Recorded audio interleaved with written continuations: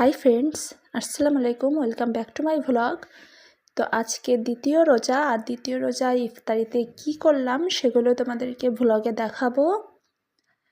তো আজকে যে চিপসগুলো ভাজছিলাম, এই চিপসগুলো বেশ ভালোই লাগে। ইফতারিতে একটু চপ, মুড়ি এগুলোর পাশাপাশি একটু চিপস খেতেও খুবই ভালো লাগে। আর প্রতিদিনের মতো আজকে আমি শরবত বানাতে বসে গেছি। মূলত ট্যাঙ্কের শরবতটা আমার বাসার সবাই মোটামুটি খায়, আমি অবশ্য খাই না।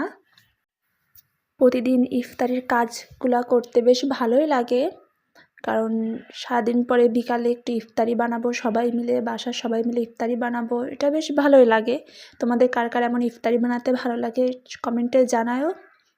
আমরা বাসায় সবাই মিলে ইফতারি বানাই, এটা একটা অন্যরকম আনন্দ। তো এখানে আমি আমার জন্য লেবুর শরবত বানাচ্ছিলাম, কারণ আমি চিনি খাই না। সারাদিন পর রোজা থেকে চিনিটা খেলে শরীর খুবই খারাপ লাগে, এই জন্য আমি গুড় দিয়ে শরবতটা বানিয়ে খাই। তোমরা যারা আমার নেক্সট ব্লগে দেখেছো তারা অবশ্যই জানো, না দেখে থাকলে দেখে আসো। তো এই যে এখানে আমি শরবতটা রেডি করছিলাম, আর অন্য শরবতগুলো সব রেডি হয়ে গেছে। তো এই যে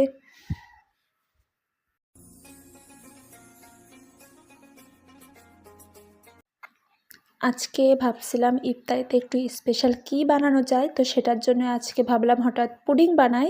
এখানে আমার ছোটো বোন ক্যারামেলটা তৈরি করে দিচ্ছিল।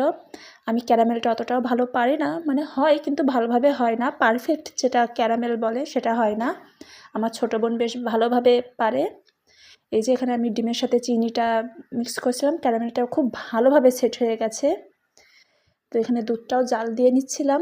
তোমরা চাইলে অন্যরকমভাবেও বানাতে পারো, আমার কাছে ডিম দুধ এগুলোই অ্যাভেলেবেল ছিল, আমি এগুলো দিয়ে বানিয়েছি কোনো রকম ভ্যানিলা এসেন্স বাদে। তোমরা যার যেটা ভালো লাগে বানাতে পারো।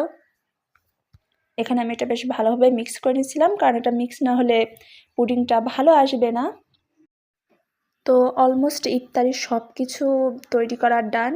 এখানে পুডিংটা বানানোর জন্য আমি এটা ছেঁকে নিচ্ছিলাম, ডিম আর দুধের মিশ্রণটা ভালো করে ছেঁকে নিচ্ছিলাম। এটা করলে কি হয় কি, পুডিংটা বেশ ভালো স্মুদি খুব সুন্দর হয়। এখানে আমি কড়াইতেই করছিলাম, বাসায় অন্য কিছু অ্যাভেলেবেল ছিল না।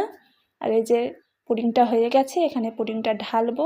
চারিপাশটা বেশ ভালো করে কেটে নিচ্ছিলাম। তো এখন পুডিংটা ঢালার পালা, এটা ঢেলে দেখবো কেমন হয়। মনে তো হচ্ছে অনেক ভালোই হয়েছে, রমজানে প্রথম বানালাম। ওয়াও, পুডিংটা সত্যি খুব ভালো হয়েছে, আর খেতেও খুবই মাশাআল্লাহ খুবই ভালো হয়েছে। তো আজকে এই পর্যন্তই, আল্লাহ হাফেজ।